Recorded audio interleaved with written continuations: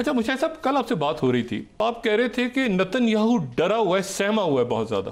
साथ ही American Saudi Arabia से कह रहे हैं कि मतलब इसराइल को बाईपास करते हुए कि हम आपसे भी न्यूक्लियर मामला, सिविलियन न्यूक्लियर के हवाले से उनसे भी शायद बात हो रही है, और जो क्रिस राइट आए हुए थे कतर से भी वही सबसे जो वर्ड आदमी है मिडल ईस्ट में सबसे खौफजदा नेतन्याहू है, क्योंकि वो डरा हुआ है कि ट्रंप क्या करेगा। देखे ना, ट्रंप ने सीज फायर तो करवा दिया था ना, स्टीव विटकॉफ, लेकिन वो रोज से शहादतें रोज वो तो अब वही कर रहा है, लेकिन ये ट्रंप के लिए भी टेस्ट केस है। असल इशू जो है कोर आलमी सियासत का और मिडल ईस्ट का, वो फ़लस्तीन है। उसमें अगर उन्हें खुली छुट्टी दे दी और लगाम ना लगाई नेतन्याहू को, तो फिर then all bets are off. आपको पता है हमास से भी डायरेक्ट दोबारा टॉक शुरू कर रहे हैं। वो एडम बॉलर को दोबारा अपने ओहदे पे हमास के साथ डायरेक्ट टॉक्स हुई हैं सीआईए की, दोबारा एडम बॉलर को दोबारा वापस, वो दोहा में हुई हैं talks. They have been tried in Qatari intelligence, CIA and Hamas. अच्छा, ईरान जब बात करेगा अमेरिका से, तो ईरान के साथ बातचीत में फिर कहीं हिजबुल्लाह, कहीं हमास, कहीं हुतीज, इन पे सब पे भी तो बात होगी ईरान से, या इन सब से अलग अलग होगी बात? नहीं, इनसे भी इनके बारे में बात करेगा, लेकिन ईरान इनके बारे में मेरे ख्याल में गारंटीज नहीं देगा, वो बात नहीं करेगा। अब ये देखेंगे, हुतीज की आपने जिक्र कर दिया।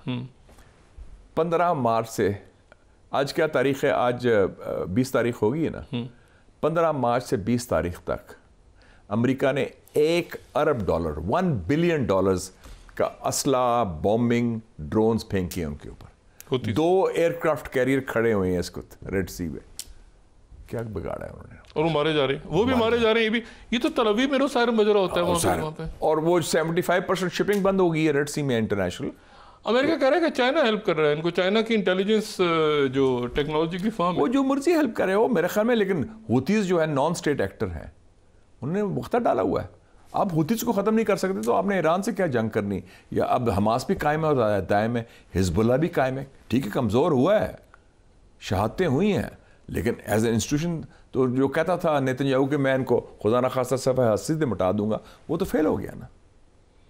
अच्छा, तो नहीं, लेकिन मैं आपसे जो बात कह रहा हूँ वो ये है कि जो एक तो आपको लगता है कि ईरान के साथ मामला तय पाएंगे? मुझे लग रहा है अगर ये ख़राब हो गए मामला और तय नहीं पाए, तो क्या अटैक करेगा ईरान पे? अटैक नहीं करेगा, फिर वो इसराइल से कहेगा? नहीं, इसराइल से भी नहीं करेगा, क्योंकि ईरान के साथ जंग या वो बहुत बड़ी जंग पर छिड़ जाएगी। इसमें पुतिन भी है, उसमें ओमान भी है, इसमें बाकी सऊदी अरब, गल्फ कंट्रीज इफेक्ट हो जाते हैं। अच्छा, देखें ना, फिर वो अगर एक बम फट गया किसी भी मुल्क में, तो वो तो फिर सारी चीज़ वो बड़ा फ्रेजाइल है ना।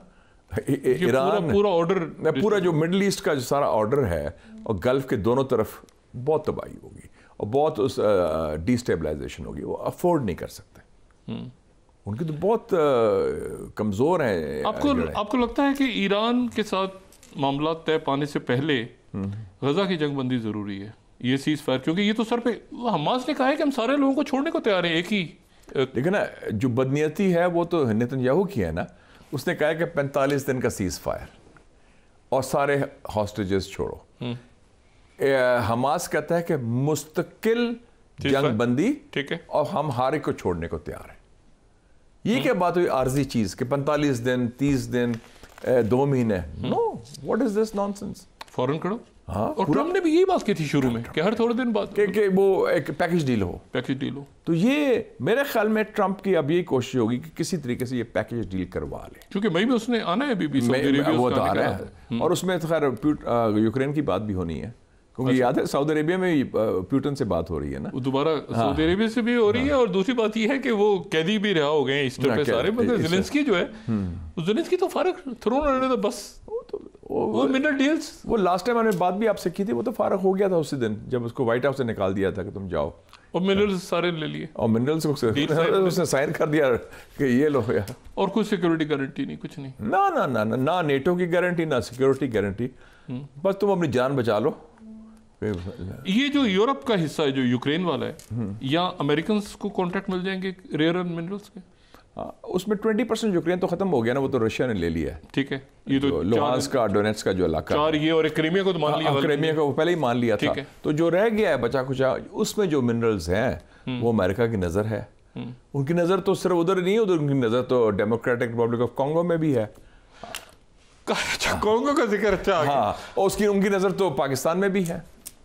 अब उसमें भी जो मार्को रूबियो ने टेलीफोन किया इसाक डार साहब को, अच्छा, कॉन्गो में, और उसमें उन्हें क्रिटिकल मिनरल्स को पहली दफ़ा एजेंडे में ले आए पाकिस्तान अमेरिकन रिलेशंस में। पहले तो कभी नहीं था ना। क्रिटिकल मिनरल्स का जिक्र खुद मार्को रूबियो जो उनके वजीर खारजा ने पहली दफ़ा किया कि पाकिस्तान अमेरिका ताल्लुकात में इनका एक कलीदी किरदार हो सकता है। आपको पता है कॉन्गो में एक शहजादा पहुंचा हुआ है, एरिक प्रिंस और ब्लैक वाटर का फाउंडर, ब्लैक वाटर का फाउंडर।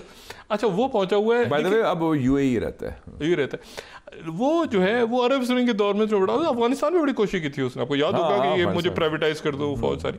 लेकिन मुझे ये बताएं कि अच्छा, म्यांमार में भी आपको पता है वो जैसे रशिया का वागनर ग्रुप है, अमेरिका का वागनर ग्रुप का हेड है ना। अच्छा, एक जमाने में वो कहते हैं कि वैगनर ग्रुप को ट्रेन भी उसने किया है। वो हर एक चाइना के साथ भी बड़े अच्छे ताल्लुक हैं, चाइना के साथ भी, तो वो प्राइवेट सिक्योरिटी कंपनी उसकी है। Security company. अच्छा, मुझे ये बताएं, मैं जरा अभी लेकिन ये इस पूरे खेल में, यानी पूरा जो मिडिल ईस्ट का सारा सिलसिला है जिसमें बज़ाहिर हमें नजर नहीं आ रहा, लेकिन रशिया तो खुल के आ रहा है, ये ईरान टॉक्स में और बाकी जगहों पे, और चाइना ने अगर दोस्ती ना करवाई होती सऊदी अरेबिया की ईरान के साथ, तो उसके असरात तो बड़े खराब होते हैं, बहुत खराब होते हैं। तो चाइना मौजूद है। ओह एब्सोल्युटली, चाइना इज अ की प्लेयर। चाइना ज्यादा एक्टिव हो गया है। अच्छा, अभी देख कहाँ गए हैं, पिछले हफ्ते क्या हुआ है, प्रेसिडेंट शी जिनपिंग कहाँ थे? वियतनाम, मलेशिया, कैम्बोडिया, 3 ममालिक जो आसियान ममालिक के हैं, association of south east Asian Nations. और आसियान के कितने मेंबर्स हैं? 10। और इनकी कितनी ट्रेड है चीन के साथ? $1 ट्रिलियन, 1 खरब डॉलर की ट्रेड है। सबसे बड़ा चाइना का ट्रेडिंग पार्टनर तो ये मुल्क है, जिसमें इंडोनेशिया भी आता है। अच्छा, वियतनाम जो है, अच्छा वियतनाम कंबोडिया से बड़ी तल्ख यादें हैं अमेरिका की, बहुत तल्ख यादें। और शी जिनपिंग ने क्या पैगाम दिया हैनोई जाके? उन्होंने कहा we should jointly stand up to the bullying. Comrade से जिक्र किया, कॉमरेड होताम, उनका जो नया लीडर आया उसको होताम को कहा। उन्होंने कहा कि ये हमें बुलिंग को हम मुश्तरका तौर पर हम इसका साइगोन बहुत पुरानी हिस्ट्री नहीं है। नहीं फॉल ऑफ साइगोन ना, ये तो भी 50 साल की बात है। लेकिन वियतनाम जो है, और कैम्बोडिया का भी देख लेना, कंबोडिया भी। और टूर भी उन्होंने क्या किया उस महीने में, जब 50 साल पहले, ये अनस्टेटेड था, 17 अप्रैल को 1975 को कैम्बोडिया फॉल करता है और भाग के जाते हैं अमेरिकन। 30 अप्रैल 1975 को साइगोन फॉल करता है, वो ट्रूप्स आए थे वियतकांग और नॉर्थ वियतनामीज। तो ये अप्रैल में दौरा किया है शी जिनपिंग ने 50वीं सालगिरह के ऊपर, जो अमेरिका की शिकस्त हुई थी। लेकिन वियतनाम तो ये एक सिंबलिज्म देखें ना, सिंबलिज्म। आप एक और सिंबलिज्म देखें कि जब जिस दिन टैरिफ्स लगाए ट्रंप ने, उसी दिन अमेरिकन जो चाइना के वजारत खारजा की स्पोक्स पर्सन ने क्या किया, उन्होंने चेयरमैन माओ का जो वो पुरानी क्लिप चला दी 1953 की कोरियन वॉर की, कि हम अमेरिका के सामने हथियार नहीं, यील्ड नहीं करेंगे, अमेरिका का डट के मुकाबला करेंगे। तो मैसेज, उनकी मैसेजिंग देखें चाइनीज की किस तरीके से है, तारीख के हवाले से। कोरियन वॉर अमेरिका के खिलाफ थी, और अब ये शी जिनपिंग गया है अप्रैल में, जो और वो ममालिक जो उन्होंने हराया था अमेरिका को 50 साल पहले। ये ताइवान का क्या होने जा रहा है आफ्टर जो कुछ ज़ेलेंस्की के साथ हुआ है और जो कुछ इजराइल के साथ हैंड ओवर कर दिया चाइना को कि आप फैसला करें, लेकिन फौज ना इस्तेमाल करें। अमेरिका ने डी फैक्टो यही है। अच्छा, तो वो चाइना का अपना सोल्यूशन आ जाएगा, 1 कंट्री 2 सिस्टम्स। हांगकांग कैसे लिया उन्होंने, मकाओ कैसे लिया, फौज तो नहीं भेजी उन्होंने। चाइनीज विजडम बहुत पुरानी है, 5000 साल पुरानी है, तो वो उसके मुताबिक फैसला होगा। अच्छा, और ताइवान उनका हिस्सा बन जाएगा खामोशी से, और कहेंगे अपना सिस्टम रखें, आप झंडा हमारा होगा, कौमी तराना हमारा होगा, दारुल खिलाफा हमारा होगा, बाकी आपकी मईशत और आपका सियासी निज़ाम भी जिसे एक सूबे का होता है वो चले। मुझे सब दुनिया पे जो पावर है इस वक्त, वो हुक्मरानों से ज़्यादा तो ये जो टेक्नो क्रेट्स, वो दूसरे वाला टेक्नो, जो टेक की बात मैं जो मगरब की बात कर रहे हैं मगरब की बात। अब हाँ, मतलब ये कि देखिए ना, अब जो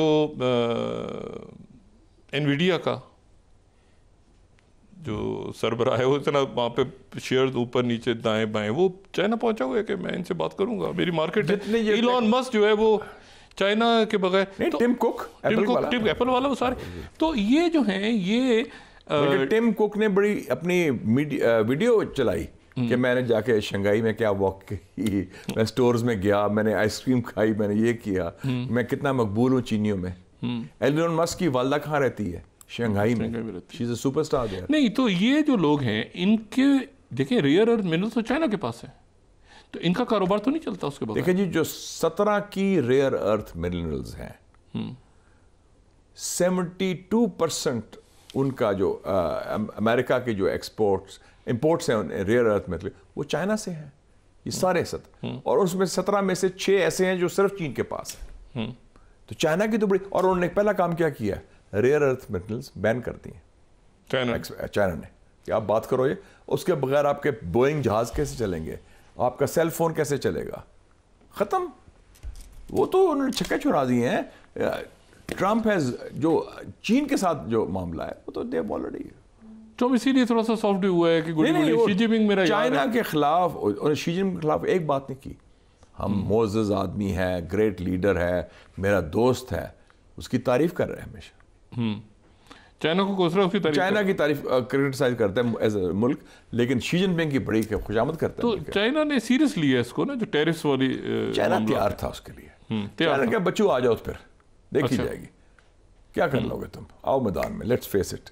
नहीं, लेकिन ये जो मार्केट्स हैं, जैसे वियतनाम है, अब उन वियतनाम, चाइना ने क्या किया पिछले जो ट्रंप के दौर में, 2017 में भी ये इशू हुआ था, चाइना ने अमेरिका के साथ ट्रेड 10% कम कर दी इसी दौरान, और जो ग्लोबल साउथ है, एशिया, अफ्रीका, लैटिन अमेरिका, उससे 12% बढ़ा दी। सो उन्होंने जो अमेरिका के साथ उनकी ट्रेड के पैटर्न्स थे लिमिट कर दिए। अब BYD किधर बन रही है, किधर जा रही है? बिल्ड योर ड्रीम्स, जो इलेक्ट्रिक व्हीकल है, हंगरी, मेक्सिको। मुझे एक बात यहाँ पे बताएं, अभी कोंगो का जिक्र आया, एरिक प्रिंस पहुंचा हुआ है, मिनरल्स हो गए। चाइना ने रुवांडा के खिलाफ बयान दिया है, रुवांडा के रेबल्स के खिलाफ, यानी बज़ाहिर ऐसा लगता है कि वो, उसने भी कोंगो की हुकूमत को, नहीं, बड़ी सिग्निफिकेंट बात है ये जो M23 जो दो नेबरिंग अफ्रीकन कंट्रीज हैं, चाइना ने क्लियर पोजीशन ली। उनके एम्बेसडर ने कहा कि जी अपनी फौज विड्रॉ करें आप। रुवांडा से कहा, रुवांडा से कहा, क्योंकि रुवांडा की जो फौज है वो पीछे, कांगो में चाइना ने पिछले साल $7 अरब की इन्वेस्टमेंट की है, $7 बिलियन, जिसमें रेयर अर्थ के अलावा इंफ्रास्ट्रक्चर भी है। तो कांगो को तो बहुत ज़खायर है। तो रुवांडा के अगेंस्ट चाइना ने बड़ी स्ट्रॉन्ग, पहली तो भाई तारीखी बात है। अच्छा, और कांगो पे अमेरिका और चाइना एक साथ नजर आ रहे हैं बज़ाहिर अभी तक। जी बिल्कुल, वो मिनरल्स का था। तो मिनरल्स जाने देंगे वो? कौन से? कांगो के मिनरल्स चाइना जाने देगा? वो कहेगा इतना बड़ा मुल्क है, वो ले लें जितना आप ले सकते हैं। चाइना तो बहुत पहले का पहुंचा हुआ है, अमेरिका तो आज आया ना।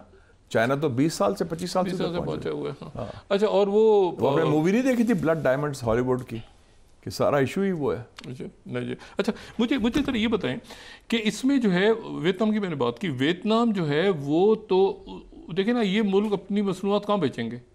चाइना को तो नहीं देंगे ना, अमेरिका को ही देंगे।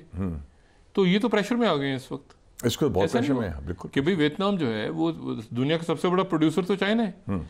तो वो अपनी, उनको बहरहाल या तो यूरोप की मार्केट्स फ्लड हो जाएंगी चाइना की, और जो आसियान मुल्क हैं उनकी मैन्युफैक्चरिंग से, या ये कि अमेरिका में जाएंगी वो। अच्छा, अमेरिका का तो सर्वाइवल नहीं है। अमेरिका में कैसे आप टाइम स्क्वायर पे तो हर चीज़ के नीचे मेड इन चाइना लिखा हुआ था, आप कैसे वहाँ रहेंगे मेड इन, मतलब वो टेक्सटाइल नहीं। और आप अगर गोरे बैठ के सिलाई मशीनें सी, अमेरिकन जो बिलियनियर्स हैं ना, जो हेज फंड वाले हैं, ब्लैक रॉक वाले हैं, ये टिम कुक वगैरह जो टाइटन्स हैं, इवन इलॉन मस्क जो डिप्टी प्रेसिडेंट है अमेरिका का इस वक्त, और जो राइट हैंड मैन है ट्रंप का, वो खुद प्रो चाइना है। टिम कुक ने जो बयान दिया है, इंटरव्यू दिया, आपने पढ़ा देखा होगा, उन्होंने कहा कि चीन के साथ तो हमारी बड़ी अच्छे ताल्लुकात हैं और चाइना की राइज की वजह उनकी मेहनत है, उनकी सलाहियत है, उनकी क्रिएटिविटी है। उसने तो चाइना के सबसे ज़्यादा डिफेंस किया है। इस पूरे ग्लोबल सिनेरियो में यूरोप किधर गया? देखिए ना, यूरोप ने एक stance, Europe is an American poodle, उसका रोल ही ये था। और मुनाफकत बहुत थी और बड़ा एरोगेंस थी कि हम बड़े हैं, असूल परस्त, हम ये स्टैंड लेते हैं ह्यूमन राइट्स पर, ये करते हैं। वो सारी चीज़ फ़लस्तीन में एक्सपोज होगी बेनकाब। मतलब तो पब्लिक बहुत निकली है, मुजाहरे हुए नहीं वो तो, बहुत लेकिन कुछ हुकूमतें तो मुल्कों ने- मुनाफिक है ना उनकी। जो हुकूमतें हैं यूरोप की वो सब मुनाफिकीन हैं, झूठे। और अमेरिका के चमचे थे, पिट्ठू थे। उन्होंने पिट्ठू का क्या अंजाम होता है? नहीं तो अब चाइना का इन्फ्लुएंस बढ़ेगा यूरोप में? यस, चाइना का बढ़ेगा। स्पेनिश फॉरेन प्राइम मिनिस्टर किधर गया? पेड्रो सैंचेस चाइना पहुंचा।